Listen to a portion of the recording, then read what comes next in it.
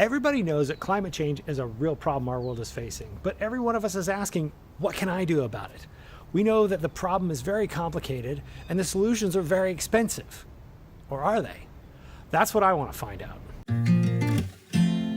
My wife and I live in an average house on an average street in an average city.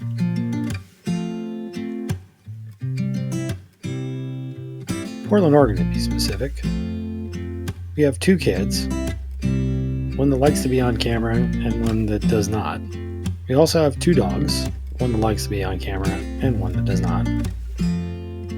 And 3 chickens. We love exploring the outdoors just as much as we love exploring the city. You might think that we are your average American family, which is true with a few exceptions. We get our energy from the sun, our water from the rain, our food from our backyard, and our vehicles run on electricity. You might be asking, why?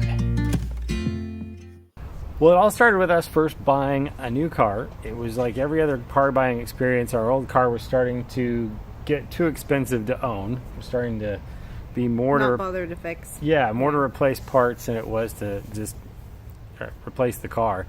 And we never really considered buying an electric car, but we thought, let's test drive one, and we liked it. It was small. I remember that was the first thing you said. It was really small. Well, we'd gone from a minivan to another minivan to a compact car. And that's when we decided. I was more hesitant on the electric car.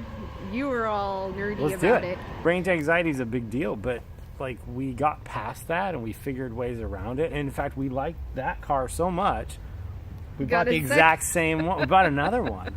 And then it just kind of snowballed. And the funny thing is that we realized that we made decisions that were clean for the environment.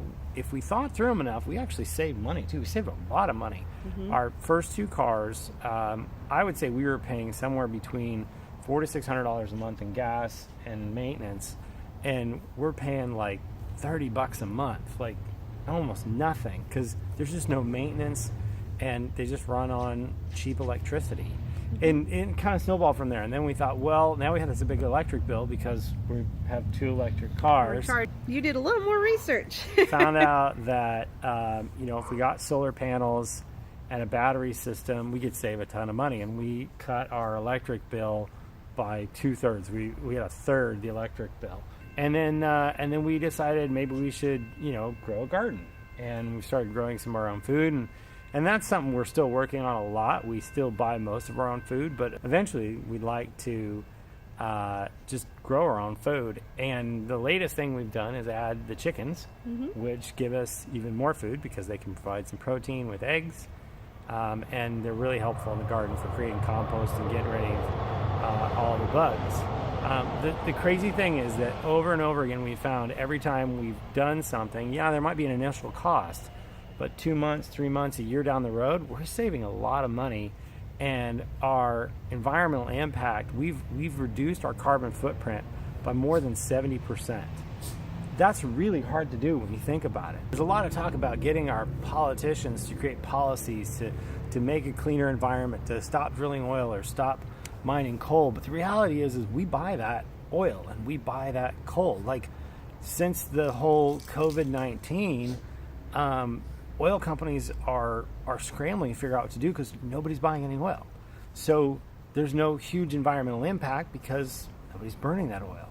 It really comes down to you, the consumer, and that's what this channel is about. We're trying to discover how to be carbon neutral and save money in the process too, and we want to pass those on to you. Every episode we give you life hacks. These are healthy, affordable, clean, simple ways to save money and improve your environment. And a new thing we're going to be starting is the Hackometer.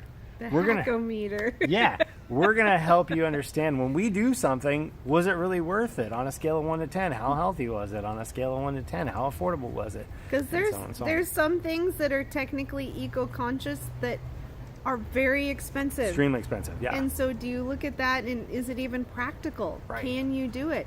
We're really trying to look at things, little things we do, on practicality scales as well. Is Yeah. it Stuff that we know everybody it- could do. Yeah, is it sustainable? Is it attainable? Is it Yeah. worth it for just everyday Joe to do? One of the funniest things that I realized, which was surprising to me, is even more than going from gas vehicle to electric vehicle, just changing my diet. I actually reduced my carbon footprint more by changing my diet to being vegetarian than driving in an electric vehicle. So some of these things actually are very simple changes and have huge impacts. And that's what we want to focus on this channel. And that's what we hope every week you join us for a new episode, and you can learn those life hacks and decide, is this something I want to do, or maybe just enjoy watching us try to do it ourselves. So we would like to invite you to join us every week. Make sure to hit that subscribe button so you get notified when we have new episodes coming out. They come out every Wednesday.